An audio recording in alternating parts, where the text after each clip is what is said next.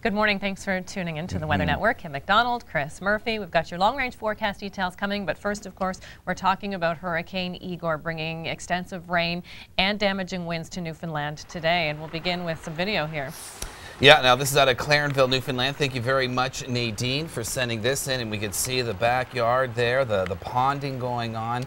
And this is going to, of course, continue. We've had lots of reports on the highway around Clarenville of lots of water buildup, and that continues all the way down through the 200 series highways through the Burin Peninsula, where travel is becoming quickly not recommended.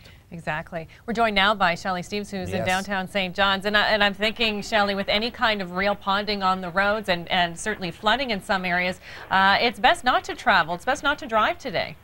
Absolutely. If you can, stay off the roads by all means. We mentioned earlier that schools are closed in the eastern part of the province for obvious reasons. Safety concerns with respect to localized flooding and even power outages later on today as the winds really start to pick up.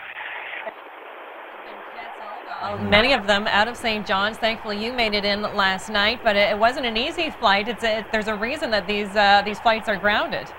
If I wasn't a nervous flyer before, I am now. It was a pretty hairy flight on the way in, but we made it safe and sound, which is great. We got in last night just after midnight, and the rain was already coming down very heavily at that time. Of course, that was rain that moved in ahead of the storm. We're seeing a little bit of a lull in the rainfall now, but within a couple of minutes, we could be in the middle of a downpour. That's just the way things seem to be shaping up here this morning. Now, Shelley, the people that you've been talking to so far this morning, what's the general mood like?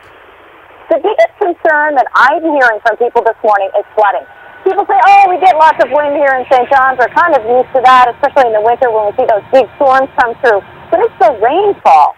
Some areas could see as much as 200 millimeters by the time the leading edge of that low comes through with the rainfall that we saw last night. And then when the storm actually pushes through, you could see 200 mils of rain. That's a lot of rain in a short period of time. We're already starting to see localized flooding, and that seems to be the real concern among residents here. People are worried about their basements and flooding, potentially evacuations due to flooding as well.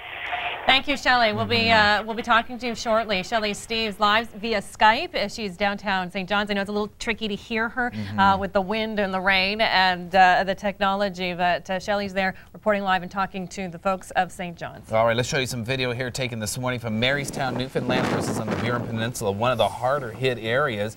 And we're getting reports not far from Marystown, but closer to the coast, St. Lawrence, getting reports of about 180 millimeters worth of rain. You can see the roads are very quiet for good reason, because they are quickly water accumulating. Good day to keep the pets indoors, yourself indoors. Here's a look at the radar, and some heavy bullets of rain in that darker green and yellow, and extends all the way into northwestern areas of Newfoundland as well. Had a lot of reports on the sunny side, people's homes being flooded, first their yards and eventually getting into the basement as well. So gusty winds, heavy rain, and it's not over yet. In fact, it's getting ramped up this afternoon. Don't go away.